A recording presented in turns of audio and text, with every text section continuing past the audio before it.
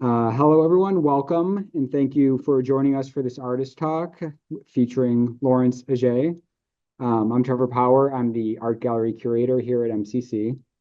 I want to express my gratitude to the MCC Art and Design Department and Joe Sullivan, our Dean of Arts and Humanities, for their support in organizing this event. Additionally, I extend my thanks to the Friends of MCC Foundation for their generosity in making this exhibition across the hallway possible. I'll do a short bio about Lawrence before he comes up to talk to each of you. So Lawrence Agyei is a Chicago-based photographer whose work highlights the beauty of Black culture. He draws inspiration from his cross-continental upbringing, blending documentary photography with portraiture and fashion. His work has been featured in various publications, including Apple publications and brands, including Apple, Nordstrom, Teen Vogue, Vanity Fair, and Rolling Stone, amongst many others. His images have toured internationally in exhibitions such as the new Black Vanguard, curated by Antwaun Sargent, and will be showcased this April in an exhibition in partnership with Expo Chicago at Blanc Gallery. So if you'll all join me in welcoming Lawrence to the stage.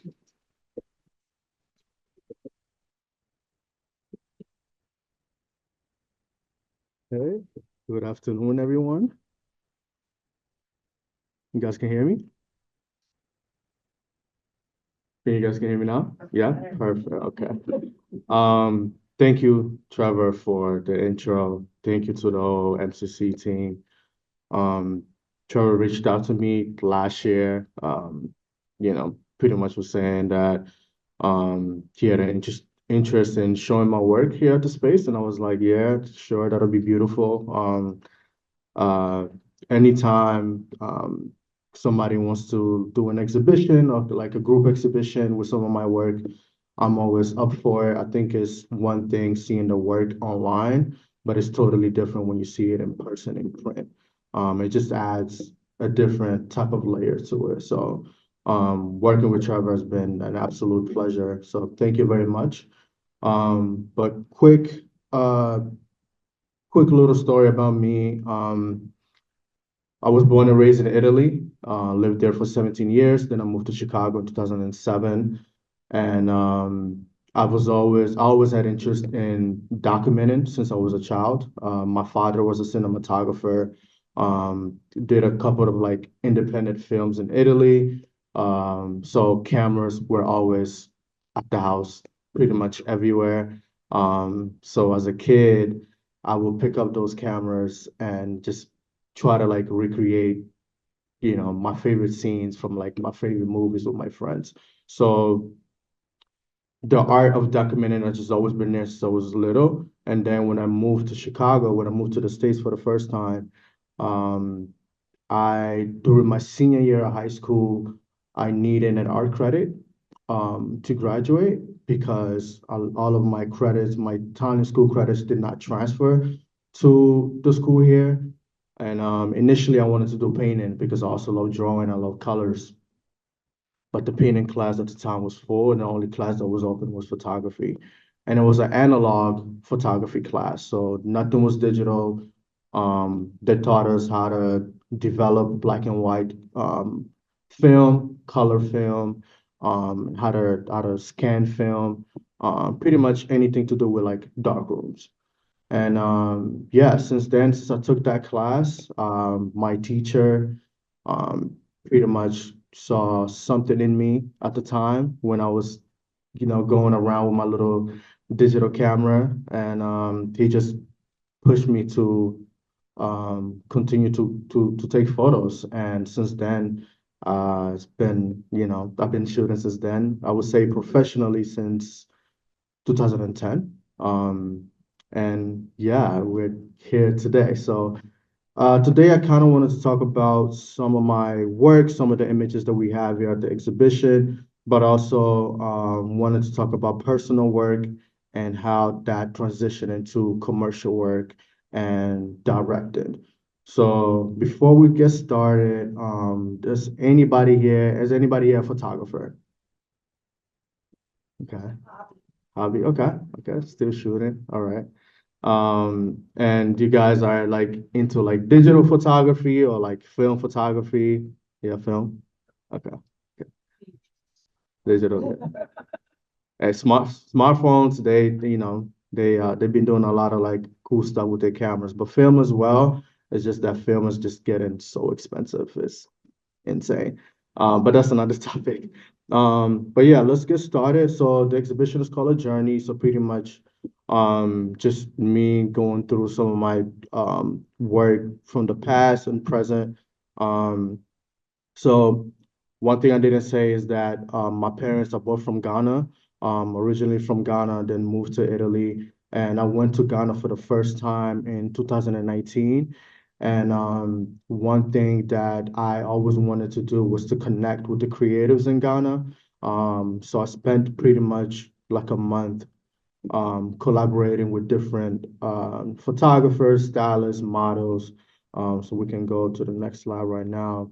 So this was shot in Ghana early 2020 before the world shut down. But yeah, I believe this image is here in an exhibition, but um, this was shot, it was a personal idea that I had, and I was just like, if we can find, um, you know, any location that you wouldn't think anybody wearing a cowboy hat would be at, right? This was just me, just like having different ideas in my head. I was like, let's just go in there and do it. And this is the image that came out. Um, I truly believe that um, your own personal ideas, the type of ideas that you have in your head, even if you feel like they're silly, uh, still go ahead and shoot those things because you just never know what kind of images you're going to get. Um, Quick story about this shot. So the stadium here is in Jamestown. It's a small city in Ghana, and they're known for sports, boxing, I would say mainly boxing. And me and this guy, his name is Nana, we were like, okay, let's just do something that's not related to sports, but let's just still keep it like fashion, cowboy, just let's just like totally flip it, right? And I remember going there early in the morning and at first, and this is what happens with a lot of photographers when you're trying to like shoot on location. But at first they did not want us to shoot at this location because it's such a, it's like a sacred place for, sports related, only people can go to. And it took us like hours. I would say like we got there at like 9 a.m. and we didn't start shooting until like 4. Um, but me and my friend, we were so dedicated and making sure that like we had this vision and we were like, we want to get this vision off. And no matter what we have to do, we're gonna wait and get these shots. This was shot with a Mamiya RZ67, which is a medium format. Um, I been shooting medium format, I would say for a good 10 years. So I know because I've been using it so many times and I use Kodak portrait or like scene still film, I just know exactly how I want my images to look. So I knew these were the type of colors that I was going to get. Even if the sun was like right on them, I knew that these were the colors that I was going to get from this image. Um, can go to the next slide. These 3 other images were shot in Ghana as well. These are, just friends that I've met in passing, and I just thought that this had a beautiful, striking look. And I would just go and talk to my friends who are stylists and have relationship with different fashion houses in Ghana, and I would just like bring the clothes and I would style some of these guys and I would just randomly shoot them. There wasn't anything specific in mind. I just wanted to shoot. I just wanted to create. I feel like most of the time, some of the most beautiful images come where you just simply just want to create and there's no big brand behind it. There's no like big money behind it. It's just you, the subject, and maybe like an assistant that's helping you, and you just get the work done. More images here. Yeah, these were all shot like between late 2019, early 2020. and just like, getting my foot into like working with different creatives in Ghana. I knew that I wanted to, being that this is where my parents are from, I really wanted to create something beautiful there. If you look at this kid, uh, this was shot in Jamestown, where from the images you saw before with the stadium. This is a 9-year-old kid, who was like a boxer, a famous boxer in Ghana. But his passion for boxing and his love for boxing made me want to photograph him. And this is probably, like, I would say, like one of my most known images, because I feel like you don't see, you know, kids with like muscles, and he's like 10 years old with like muscles like that. But yeah, just being able to like create and shoot different stories in Ghana, I think really helped me as a photographer, and also like being able to like expand the type of ideas that I had. Because I didn't go to Ghana thinking that I would shoot like a little like a young boy who was a boxer, right? I just went ahead and was like, hey, whatever comes at me, I would just go ahead and just like and shoot it and see what happens. So these are some of the images that came out of that trip. And then now I kind of want to talk about my personal work. So as a photographer, I truly believe that your personal work is what truly speaks the most, because these are your ideas, these are your visions, these are things that you think about all the time. And I feel like whenever I'm creating my own personal work, I feel like I'm tapping into a different type of space. Um, there's no pressure from anybody else. It's just me and my ideas and maybe like my team. Um, and then maybe I would say couple of just like me studying other photographers, and just to see like what kind of like their process and how they were able to like create their own personal work as well. One thing that I do whenever I have an idea in mind is I go online, or I just like go through books, photography books that I've bought over the years, and try to like get inspired from those things. And this is one of the images that I took. This is Kia. She's a musician from Chicago, now based in Brooklyn. And this is a friend who I was just always inspired by her music. And I remember one time we were just like, hey, like, why don't we just, you know, find something to do, and reach out to some people and see if they can provide some clothes, and get a makeup artist and just like create something, right? Um, and this shoot literally took like 2 to 3 hours, but uh, I was just like, well, like the way this image just came, you would think that there's a big team behind it, like a big brand behind it, but it was literally just me, her assistant, and my assistant. Um, so sometimes when it comes to personal work, I would say that um, you always want to make sure that obviously you have your ideas in mind, and then how you're able to like bring those ideas to life. Um, because that will definitely make a difference, especially if you're trying to like get into commercial work. A lot of the times these brands and magazines and companies, they look into your personal work, and they use that to and they will say, hey, I love the way you shot this image. I kind of want to bring this, this kind of style into on what we're trying to like do with you. So I'm just gonna go ahead and just like give you some stories behind these images. This is Kia again. These were shot in black and white. These were, I would say, they were inspired by Gordon Parks, who was a photographer. I would say he was shooting for Life magazine, Time magazine back in like the 60s and the 70s. Um, and I remember creating like a mood board for this specific shoot, of images and videos that I was inspired by. I'm always online looking for inspiration, always. That's something that I'm doing daily, because you just never know what you come across online. Or I still do this thing where like I go to like a library, I have different library cards, and I go to the photography department, the art department, and I'm just like flipping through books, and just looking for inspiration that I could use for whatever shoot that I have in mind.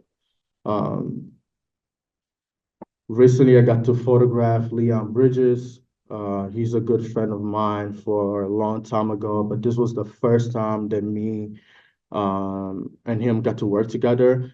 And this one, again, it was literally just my assistant with the backdrop inside like an abandoned building in Chicago.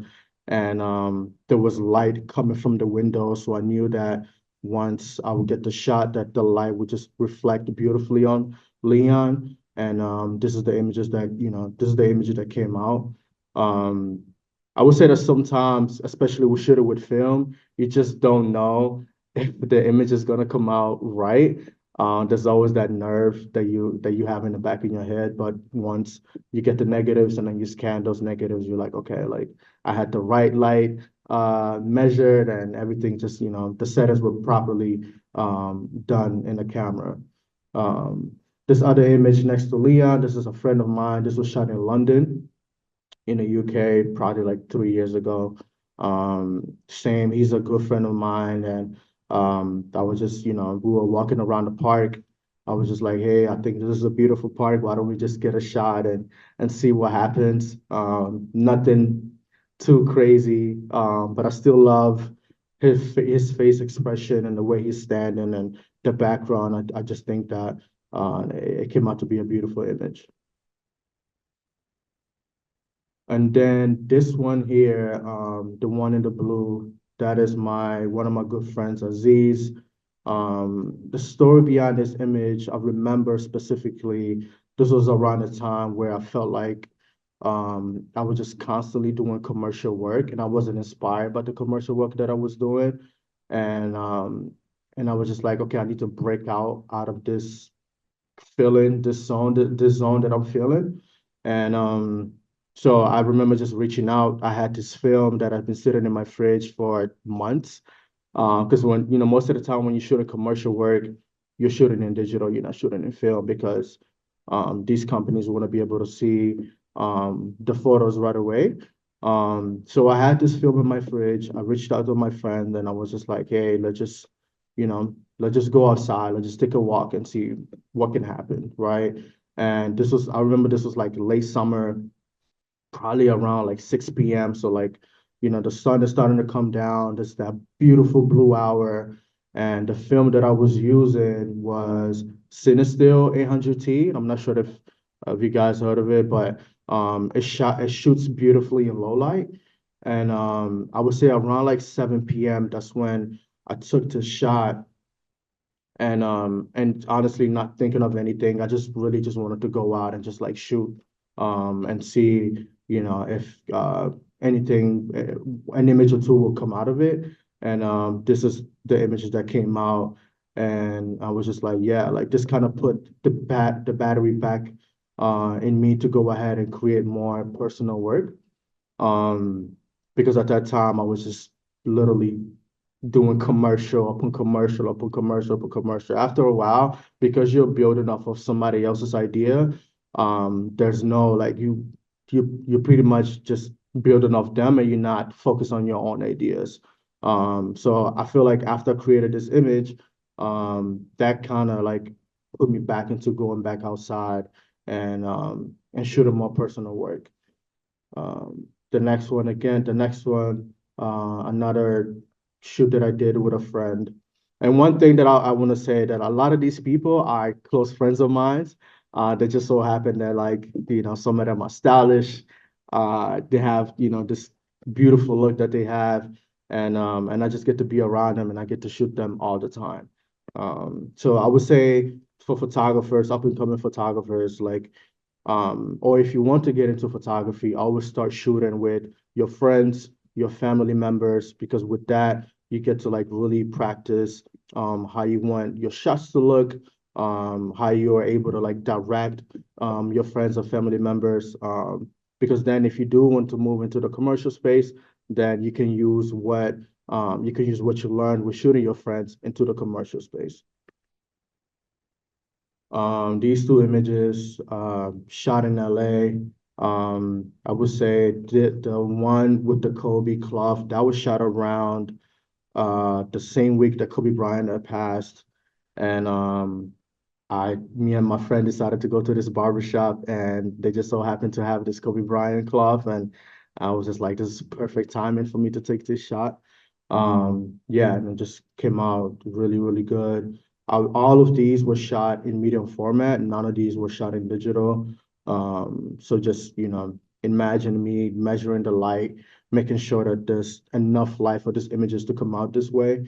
Um, there's no really just like a big, I would say, idea behind these. It's more so just me finding a location that works, whether it just works with the outfit, or I feel like, hey, this location will look beautiful with you sitting down, then we would just go ahead and move forward.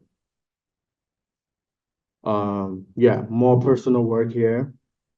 Uh, this was shot in Hyde Park in Chicago, kind of close to my house. I had a friend who was a designer, and she was just like, "Hey, like I have some clothes that you can use, and if you want to shoot them, just go ahead, and see what happens." So, because I've been doing photography so long, I've met a lot of like models and along the way. So anytime I would reach out to like a model, they would just immediately come and just like work with me. And yeah, these are some of the shots that we were able to create together. These two images, they're here on the exhibition. This is my nephew, the one with the hat, and that is his little sister. Um, Yeah, I wanted to. This was the time, I would say this is around the time when I really started thinking of shooting family members, because I felt like, I've spent so much time shooting other people, but never like really no focus on like my own like family. Yeah, and I decided to just put together like a family portrait. And these were some of the two shots that came out. This was shot during the pandemic. I would say late into the pandemic when, everybody was inside. Nobody was really outside taking photos. You really had to just like, obviously everybody had to stay safe. But I would say like late into the summer, when it was kind of safe to go outside and take photos, me and my guy, we were just like, hey, like you haven't brought out your camera in a long time. Why not go outside and just get these shots off and see what happens? He's a musician as well from Chicago. And yeah, got these shots. And I would say once I put out these shots on my website and my Instagram, that led into getting some commercial jobs later on down the line. And now I want to kind of speak into commercial work. So from when I started in 2010, I had no idea that photographers can go ahead and shoot with magazines and companies and the Apples and Google Chromes, Nordstrom. I had no idea. All I knew is that I just wanted to create. I love taking pictures. But then the more I was sharing my work online, um, the more that we get producers and editors from different magazines and companies reaching out and saying, "Hey, we have some ideas. We think we love your work. Maybe we should definitely like work together." Um, and I would say that from 2010, I didn't get my first magazine assignment until 2017, which was for Fader magazine, and I shot Taylor Bennett, and um, and that was the first time getting paid for shooting. I was like, okay, like I think I can do this, right? If these companies and magazines they trust in me and bringing the ideas and vision to life, then this is something that I can definitely go ahead and do. Um, so yeah, started off with shooting with magazines. After I shot with Fader, that led into me shooting with New York Times, the New Yorker, Chicago magazines, and just like really building my confidence with working with these companies because when you're getting on set, with these different companies, you have close to like 30 to 40 people on set behind you, making sure that the shots are coming out right versus just you creating your personal work and it's just you and the subject. So it's just totally different. And that's something that I always tell up and coming photographers, that when you're stepping into shooting commercial, you have to show that you have the will and the confidence to create this type of work, because they're paying you money, right? They want to make sure that obviously you're well compensated, but that you're also creating these beautiful images. So from Fader to New York Times, that led to these are more shots from the Fader magazine. And I remember just being nervous shooting for this assignment because it was my first one. I knew it was going to be online everywhere. And I just wanted to make sure that I was like, creating something really, really good so that they can come back and hire me for more work. And then after shooting for more magazines, that led into me shooting for Nike for the first time. This was shot in 2021. Yeah, I remember when Nike reached out and they were like, they pretty much put together a mood board similar to this one. And we're like, we love the way you shot all of these, all of this work. And a lot of the work that was on their deck that they created was all personal work. Nothing was from the commercial work that I did before. So they wanted the same style that I had in my personal work translated into this Nike campaign. So yeah, that led into me creating this campaign. And it was, it was probably one of my favorite campaigns that I've shot right now. The process behind it was pretty tense because you're constantly meeting with people from Nike, the company. You're meeting with the models. You want to make sure that you're getting your ideas across to the producers and the editors and everybody in the company. Because this was a campaign with Serena, there was like this high pressure to make sure that we were creating something really, really good. And that's what happens with photographers when you get to work with these companies. There, there's that pressure in making sure that we hire this photographer and we want to make sure that this photographer understands the vision, understand the idea. We're going to let the photographer hire his own team, his own lighting tech, his own assistant, his own digital tech, and we're just going to give him full creative control, and he's going to go ahead and create the work. And that's another thing that I always tell up and coming photographers as well, is that over time you're going to have to create and build your own team, because that is the same team that you're going to use for the commercial work side of things. This was a shoot for Nordstrom. This was shot in New York. This came about a friend of mine who another photographer friend of mine from New York, and he was like, "Hey, like I have a producer from Nordstrom that's looking for a photographer," and this was the idea, and yeah, he pretty much gave me this gig. I didn't have any relationship with Nordstrom at the time, but he pretty much went ahead and connected me with the producer, and we were able to create this shoot. This was for the spring collection in Nordstrom at the time. And I would say that one thing that I've been doing now and something that I've learned from other photographers is, if there's a project or like an idea that that's like floating around, there's really nothing wrong with passing it on to another photographer that you feel like is able to execute that idea. And that's what happened in this situation. Because he could have done it himself, but he reached out to me and was like, "Hey, I feel like you can really kill this shoot. So I would just go ahead and connect you with the folks at Nordstrom and then just take it from there." And I would say that after this shoe was created and after the shoe was like published online, there were so many gigs that came after. And that's because we were able to create this beautiful work. This was shot for Nordstrom.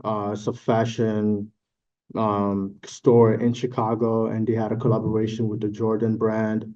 Yeah, this one was more just me and the model, because I had a close relationship with the store. So they were like, hey, we're just going to give you the shoes, some clothes, and you just go ahead. You can style the model yourself and just take it from there. And this was my first album cover that I photographed last year. And this was shot in New York.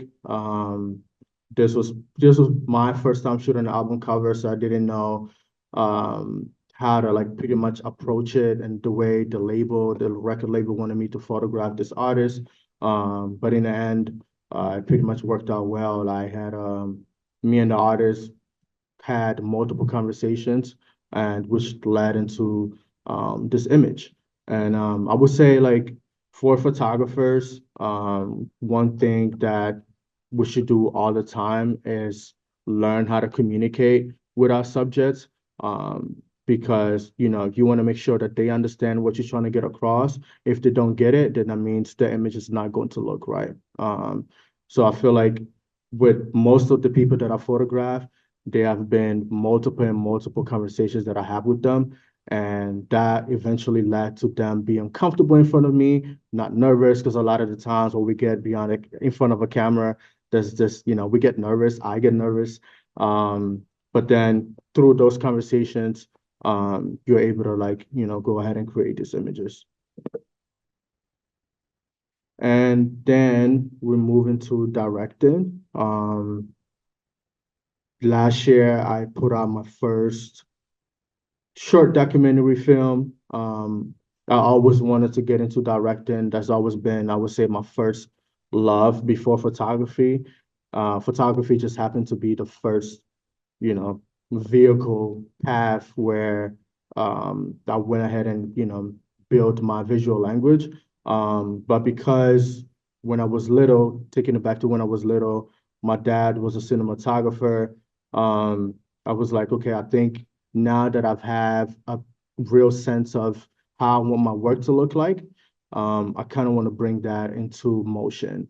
And yeah, I had an idea of documenting this performing arts band in Chicago called South Shore Drill Team. And this film was shot in 60 millimeter. Um, yeah, anything personal is always done in film all the time. So I kind of wanted to bring that into motion as well. And the film is showing here at the exhibition. So whenever you have some time, please take a look. But yeah, I do feel like as photographers, because we are already directors in a way, because we're directing our models, our subjects to like move around and such, I feel like I can bring those skills that I've learned throughout my photography career into directing. So I want to be able to like do it more and more, because I think being able to tell stories through motion is beautiful. So yeah, these are some of the shots from the film, shot in 60 millimeter color, and I just loved the way these came out. And it just made me want to do it more and more. Just as photography when I started, and I saw how these images were created, it made me want to do it more and more as well. So yeah, and that was it. Thank you. Yeah, and if you have any questions, please feel free to ask. I'll be around here at the exhibition as well, so I'll be here for a little minute. Yeah.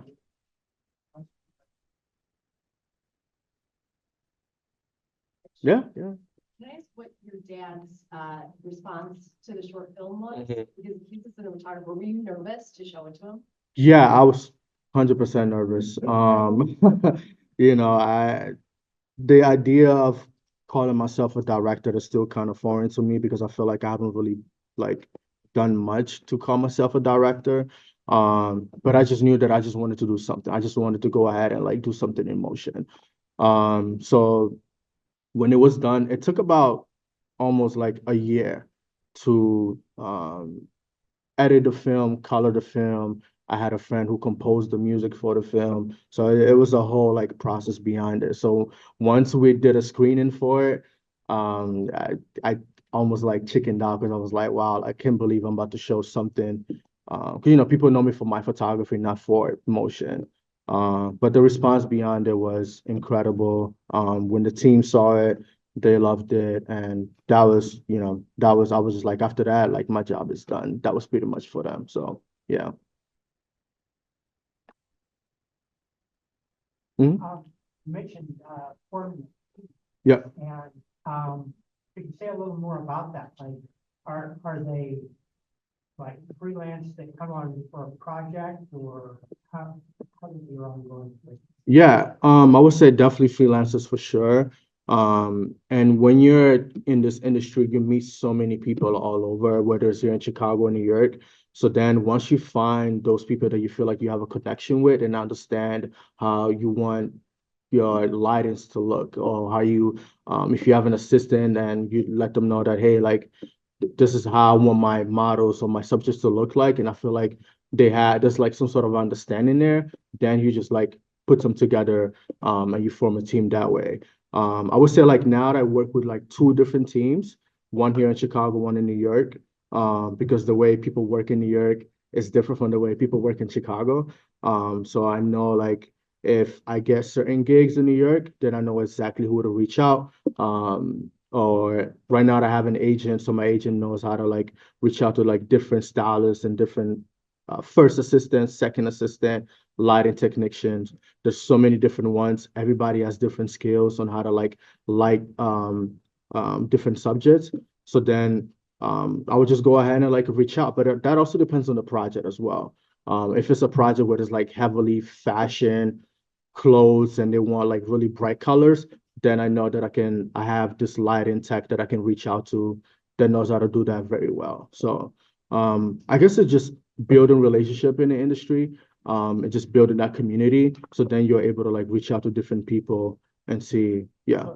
For the next, Mhm. or like somebody like Nordstrom, Yeah. maybe do they have stylists that they prefer to style their suits? Yeah. So most of the time when you're working with a company, like they do have their own stylist in mind. But then as a photographer, if you feel like, hey, like actually with the vision that you guys have in mind, I feel like I have somebody that can really bring that vision to life. So then you're able to like bring in your own network of people. But then that depends on the company to say, okay, well, actually, we can go ahead and work with your stylist and see what happens. With Nike, they gave me full creative control. They were like, bring in your own people. We trust you. And we don't have to like source anybody else. Just make sure that like once we send in the clothes, they'll go ahead and follow the instructions that we have on the mood board on the deck, and we just go ahead and move forward that way. Yeah. Lawrence, is your creativity is also from your mom? Is she an artist also? I would say my dad was more of an artist. My mom was more like just making sure I wasn't breaking the cameras at the time when I was little. Um, but my dad for sure. I just remember seeing my dad just always had a camera in his hand, documenting every single thing. Literally just last week, I found a box full of VHS tapes, and I took it to this place in downtown to get them digitized, just to like see, what my dad was creating at the time. So I would say that my dad for sure. My dad was like heavily into music, buying vinyls and buying different type of cameras, 8 millimeter cameras, 16 VHS. That's pretty much all I saw when I was little. Yeah. Is he also in the States now? No, my dad lives in the UK now. Yeah. But my mom lives here. Yeah. Hmm. I have a question from the chat. Yeah. Is that, can you talk a little bit more about how working with friends and family is able to inform how you work with strangers, models, or people you met for the first time? Yeah. I would say back to communication. Like when I first started shooting, I remember like I was so like there was this photographer named Bill Cunningham from New York who was incredible and was shooting like these beautiful like street fashion portraits. And I was like, I want to do the same thing, right? So I would go to Wicker Park in Chicago. At the time, Wicker Park was like all the cool kids used to go there and just like had the best clothes. So I would have my camera and like try to replicate that, try to like copy what Bill was doing. Um, but that all came down to communication and how I would explain to them what I was trying to create, which that helped with me using that level style of communication, bringing that into the commercial space. So I would say like early on, and I would say I was very shy. So like approaching people and asking them to take photos took a lot, but it helped me stepping out of my comfort zone and like really asking them like, hey, like, can I take a picture? I think you're very stylish. I will send you the picture later on, like via email. That really just like helped me with then shooting my own friends and then shooting my family members as well. And just imagine like shooting your family members, putting them together in one space, everybody running around, but you have to find a way to like keep it all together and then and get this and get those images. So I would say like definitely communication, like that was like my main thing. I'm not somebody like that talks a lot, but I was like, okay, well, as a photographer, I have to be able to like really explain what I'm trying to get across, very clear and detailed so they can understand it as well. Because if not, then you're not able to like get those images that you really have in your head. And one thing that I would say over the time has helped me is being able to like pre-visualize the images in my head. But that's something that I guess kind of got better years and years, which is like shooting. So once you have this pre-image in your head, then you know exactly how you want that image to turn out, whether you're shooting in digital or film. Yeah. When you shoot film, do you develop it yourself or is that something that you outsource? In the beginning, I was doing it on my own. I remember just going ahead and just buy all the darkroom equipment and chemicals, and I would just do it all on myself, especially black and white, because I felt like it was the easiest way to develop black and white. But then, honestly, work just got so busy that I was like, I'd rather just find a lab that I fully trust, that understand how I want my work to look like. So then I would just like go ahead and send it to them. And I was telling Trevor earlier that now I found this technique that I feel like photographers have been doing it for so long, but instead of just like scanning the negative on just on a flatbed scanner, I would send the actual negative to my printer, and then the printer would print the negative in an 8x10 print, and then scan the actual 8x10 so you can get the true colors of the negatives, versus just like doing it on the regular scanner, which is totally fine, but you can see the difference between a flatbed scanner and an 8x10 scanned image. So that's something that I started doing. But yeah, in the beginning, I was doing it on my own because that's what I learned in school, in high school. And then gradually I just started like working with different labs here in Chicago and in New York. Yeah. Yeah, please. I see that you have a book also. Yes. Yeah. Yeah, I can provide the link to Trevor. I'm not that well in like promoting myself like that. But yeah, I put out a book last year. I won an award with this creative collective in Montreal. And yeah, I created this personal project that I wanted to do for a very long time in Chicago. And it was just one of those things that was like, okay, creating a book is very expensive. I remember getting a quote from a publishing company, and they were like, if you want to create like 40 books, you're probably going to pay like 20,000 or something like that. And, it's crazy enough. Almost did it because I was like, I want to book out. But yeah, I won this award pretty much to where all you had to do was just submit a project, and if they felt like this project was good and really has something to say, then they will like publish the book for you for free. So yeah, they published 100 books. It's almost sold out, I think, but I can share the link with Trevor, so then I can like, yeah, send it. Yeah, yeah, yeah. I was looking through your work, Mhm. and the one that caught my eye was drill. Mhm. There's a drill team there. Yeah. And all their eyes are up. Yeah. And 4 of them, their rifles are just horizontal, Mhm. and the other 4 are vertical. Mhm. And Yeah. how you captured that moment. Yeah. Yeah, that's probably one of my right now. I spent 3 summers almost with the drill team, and which then I turned into a film as well, which is called For the Crib.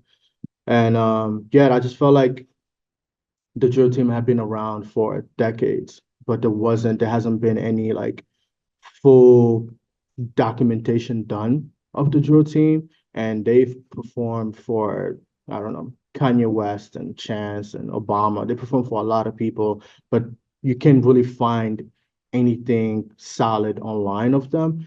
And I was like, okay, well, I've built some sort of a relationship with them, so why not spend time with them and just like shoot around and just like build with them, build with the kids from the team, listen to their stories, and then just take it from there. So pretty much every summer I would buy close to like 200 film rolls, and I would just go spend every day with them. And yeah, that was one of the shots that came out. Yeah. It's at first I was nervous because there's a lot of movements, and shooting film and movements can be tricky. But that was something that like I was like, I really want to challenge myself and just like give it a try. The whole project was shot in black and white. That was my first time shooting the whole project in black and white, so that was pretty cool. But that project is showing at Expo next month, doing a special exhibition at Chicago Art Expo next month. So yeah, it's pretty cool to have that there, and then to have the kids see it themselves in that way. As long as they've been around, there's never been a show done focused only on the drill. And yeah, I kind of wanted to just like give them to them. So yeah. Precision. Yeah. Thank you. Wow. Thank you. Yeah, I think that's wrap it up right now. We can go across the hall and ask some more questions. I definitely think I have some more questions more about Lee's video work and all sorts of things, but we can kind of go into other settings, see the work, and if we want to go over, have some waters and forms over there. Thank you guys. Thank you so much for listening.